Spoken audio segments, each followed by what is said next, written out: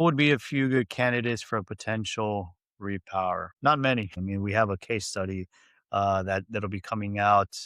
Government, right? God bless them. I mean, we've been working on this case study for a year now, but it should, it was supposed to come out February. It looks like it'll come out in September. But there's subsequent to a site. So it was a case study done on a site that we repowered for the you can look this up. This is public information. A project that we're really proud of. It was the South San Joaquin Irrigation District, the city of Manteca, where we removed, I think it was like 11,000 modules of the ground mount system, removed 11,000 modules, installed new modules, all new wiring, of course, took out six central inverters, six central Xantrax inverters for you nerds out there, Xantrax GT250s. Took those out, and we brought in, what was it, like 18 string inverters, and then utilized the existing switchboard as a pull box, upgraded service the transformer, regraded the land.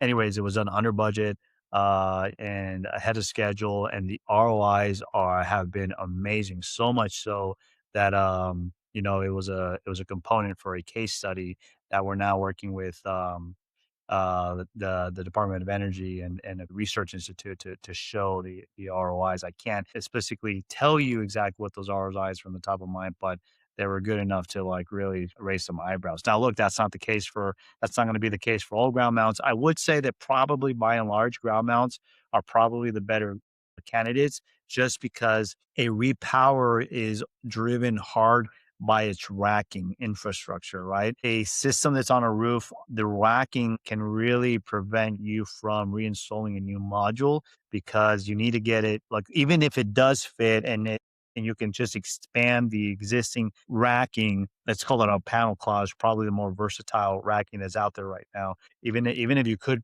bring in a bigger module, it still starts triggering new engineering reviews, and then that in itself can start opening up rapid shutdown requirements, blah, blah, blah. Then the cost elevation for removing the system off the roof, bringing it back in, replacing all the wire tends to move the needle a little bit more because the racking component makes it a harder sell. The ground mounts, I think, is where we're seeing the majority of the repowers because they're, perfect candidate. It's a low profile racking. It's robust. It's in good condition. The modules can be easily swapped out.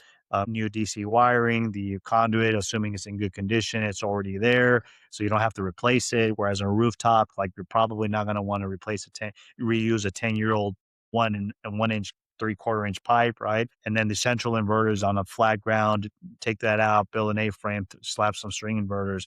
A lot different than having to basically rebuild a brand new rooftop solar system. And then it's also like the interruption and inconvenience of working on a rooftop at a retail store, right? Like it's like, wow, we got to go through all this again. We're on the ground mount, you're out in the field. It's like, hey, it's just capital investment. Let's monitor the site. So it's less, people tend to like have less heartburn about it.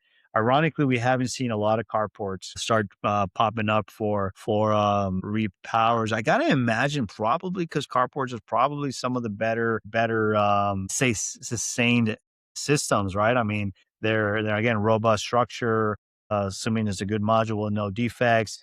Really, you're just replacing and servicing either the central inverter or a string inverter if it's a system that's like newer than 10 years old perhaps. So yeah, it's, I gotta be honest with you, out of the, probably, let's just take a ratio, out of the 10 sites that come to us, it's never a good thing. By the way, look, if you come to me and say, hey, I got a system or two that needs to be decommissioned, can I send you the drawings? I'm not gonna say, oh yay, I'm happy to decommission this system. Like it's a lose lose lose, right? I mean, nobody's happy to have to remove an investment portfolio that's going to cost them additional funds. So we look at it like, dude, bummer, man. Sorry, it has to come out. Are you sure? Do you mind sharing why? Is there ways to salvage it? A lot of cases there isn't, right? Again, it's being triggered by a re-roof.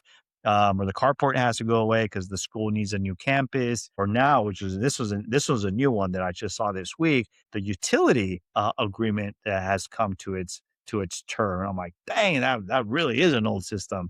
And not necessarily being triggered by anything else. Just the utility PPA in this case is coming to its term. They don't, not every state it's the same. Every state has its own utility agreements. But when they come to their term, sometimes they don't want to re-engage, or it doesn't make sense for the owner to reestablish a new utility agreement. So that was a new one this week. So yeah, I mean, out of the back to the ratio of out of the 10 that we see, probably lucky if we see one that's actually a fair candidate. And even if they were all candidates, the other thing is that there has to be appetite for the owner, right? There has to be will and goodwill and capital allocation to even want to install something new. I'm more on the institutional asset owners, right? So we deal mostly with portfolio clients. I gotta imagine like the smaller developers or a one-off owner who owns the system outright. Good for you. You might be more driven to want to extend the life of your solar.